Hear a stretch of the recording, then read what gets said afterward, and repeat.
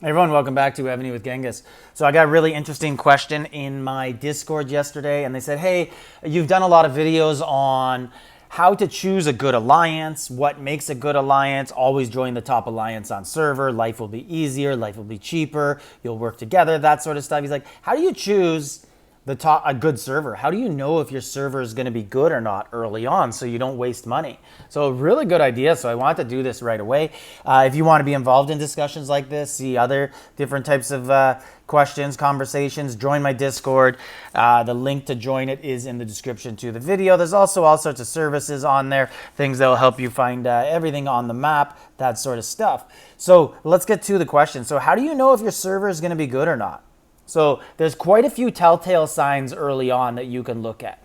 So first thing, we're going to go over spending because let's not pretend it's not a factor. If you're not spending in Evony, you're not going to be as good as you can be. Your server is not going to be good. If you don't have spenders on your server, you're not going to have people's coattails to ride and get all those extra items when they kill the big monsters, resources. You're going to grow slower. Hey, if you're into Farmville, that's cool. I suggest you quit and go play Farmville. Go play a game that doesn't have attacking, or you don't need to bubble. So anyways, let's get to it. So different ways you can tell. One of the first telltale signs is historic subsidy event. So right here, you can click on the ranking and you can see what people have spent. So these people at the bottom have probably made clues just by joining monsters, farming, that sort of stuff. If you go in the event packs, you can get some clues, right? So right there, 200 clues if you use the double coupon. So you can go into here and you can see exactly what people are basically spending. And 50,000 is basically $100. So we have 3 people right now that have spent almost $250 to $300, that type of range. That's very low for the first few days of an event. Usually first few days of the event are the biggest spending days. Some people do save for the subsidy event on the second weekend, but if you're not spending on the first weekend, probably not going to spend on the next weekend. You're going to do some spending on both weekends. So right here, this is a server that doesn't spend very much anymore. So Evony, if you're listening, merge, reignite people's credit cards. People may start spending again if they have a little bit of hope of a little bit more excitement on server. So look there. If people aren't spending on your server early on, like if they're not spending early on to get items that would really help them, because like everything you get early on in a server helps you so much more than later on, right? Like if I get a 10% gold Japan attack when my attack buffs are only 700, that's so much more important than getting it when they're 2000. So everything helps a lot at that early stage. And plus all the other buffs, all the resources, getting 200 million resource actually means something early in the game. It means nothing when you're trying to BK 40. So other things that you should be looking at is honorary ranks. So if we go to ranking, so you can look here. And so my server has 5 honorary regents. We have 14 archdukes, 18 honorary dukes. And now these are both people, right? So it's not 18 new ones. That 18 includes the 14 of the level above. And we have 33 earls. Now, that's really not that much. Let's look at VIP. This is a really important one. You want high VIPs on servers. So we looked at Earl.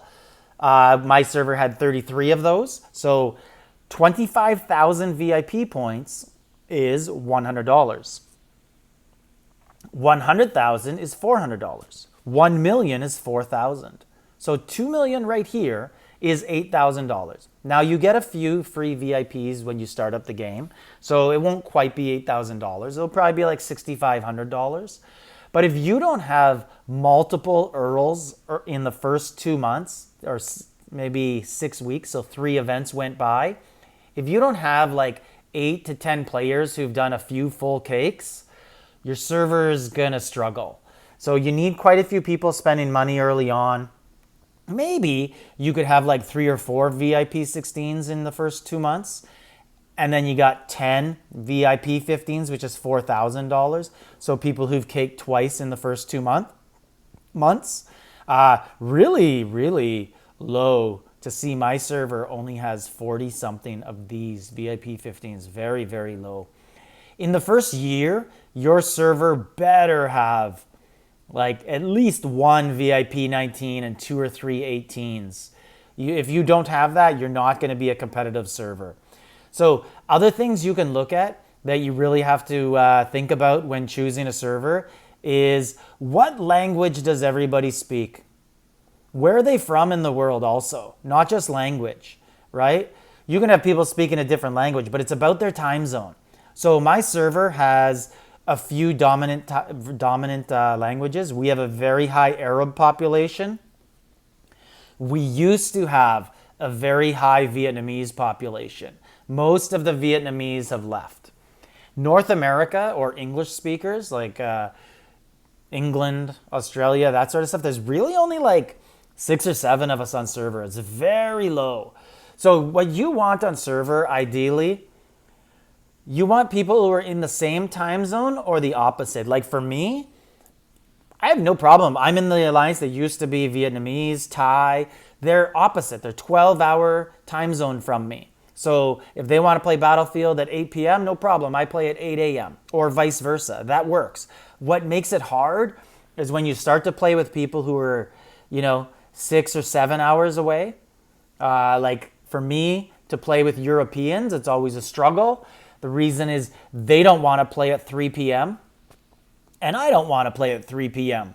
Right? So something has to give. And if you play with Europeans, it's okay if it's just Europeans and North Americans. But the problem becomes if you also have Asians and Europeans and North Americans. Now you're dealing with 3 time zones, and it's not easy to figure that out. So if your big spenders on server are from multiple time zones, your server's going to always be fighting because they're not going to join together because people play for Battlefield. So time zones is so important. Now we have to look at personalities on server. Early on, competition is really important on your server. You actually shouldn't merge alliances early on. Now, you don't want your biggest, best players fighting each other early on. They should be practicing in Battlefield, that sort of stuff. But you do want to be competing for subs, learning those skills, how to ghost, how to use an alt to capture subs, to hide it. You want to be able to attack weaker players. You want to be able to collect resources from weaker players. All sorts of different things that help a server grow, help the stronger players grow, because the server's only going to be as good as the strongest players. Now, competition is really good early on, as long as it doesn't become bad blood where people won't merge later on, because eventually you have to merge. So I think every server should start out bubble or burn for probably about a year. Then you should switch to nap. Everybody should get along. And then I really do believe that you should probably switch back to bubble or burn later on. There's just no reason after a while. Everybody should be in one alliance, so there's really no threat to the top alliances to bubble or burn. And you could have a nap between a couple alliances, that's fine. But the whole server, it depends on the makeup of the server, but for the most part, there's no reason for a full nap again once you've got everybody in the one alliance. Now, another thing that really should be talked about is bots and alts. So your server attitude on this. So if you're one of those servers early on and you have a player who talks to nobody and it's just botting and it's just 40 accounts joining the main guy's rallies, he doesn't talk to anybody, just takes all the best monsters, that's going to be a problem on server. Like if that guy doesn't want to help anybody and he just wants to be the biggest player on server and play for himself, that's really not an attitude you want on your server. So that's going to be a problem. Alts. This is also going to be a problem if you have a server that has an opinion that alts are bad. Because alts are good. So I'll tell you, on this server, tons of people said alts were bad. There was 2 thoughts. There was one half of the server who thought alts are good, and they're more important than humans. And then there's the other half who thinks alts are terrible, they ruin the game, and we don't want any in our alliance. So I told them early on, for me, like I can't play it with like the attitude that we don't have alts and that we take care of people who log in once a week more than we do alts that could actually help the people who contribute all the time. So like when you have rally leaders, rally runners who, you know, are taking millions and millions, billions of losses a week in resources and speed ups, they have to be rewarded with the ability to collect from alts. Otherwise, they're not going to run those rallies. They're just going to kill everything that they don't get wounded on. So to me, you have to have a server that does value alts. And most alliances really should probably be like 2/3 alts at a minimum. Once you establish the top alliances and send those other players away to other alliances, you can still talk in world chat or whispers, it's fine. Here's one more thing I was waiting for. Server gift level. You can look at this and compare it to other servers right here. Now, these gifts itself aren't very good, but the actual level, so we're 46 million points. That's pretty high. Early on, you kind of want to be at like level 11 or 12 pretty early on in the first few months.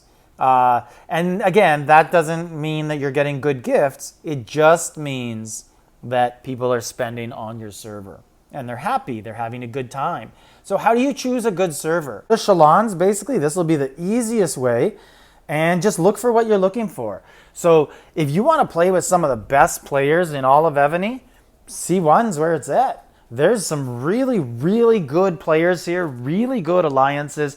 Even the alliances that are out, their buffs have become outdated, they still know how to play the game really well. Now, the problem with C1 is that because those outdated buffs have so much power, unless you're in one of the top alliances, you're not going to get good matchups in Battlefield. They're going to be unequal. So if you want to join like a NEF or CAC is still good, HOT, APE is very good. If you want to join one of those type of alliances, you will have no problem enjoying your Battlefields. You are going to like it. Then another thing I would actually recommend, this would probably be the thing I would do if I was on C5 and realized, hey, the server ain't for me. I'd look at C4. Why C4? Because it's still new, but it's not too new. So they would have already established and you would know what's going on that server. If you're on C5 and you want to move to another C5, you might encounter some of the problems you're already encountering because it's still a new server. But C4 is a little older, probably about 1.5 years now. So you'll know, hey, which alliance has conquered their server. They have no trolls. They don't have a competing alliance for monsters. And obviously the best one here would be WDF. I think they're going for their 4th straight Shalons. So very good. There's some other really good alliances here too.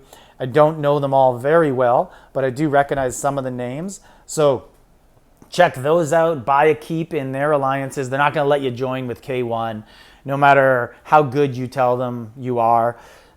So contact them, and that's what I would do if I realized my server had problems early on.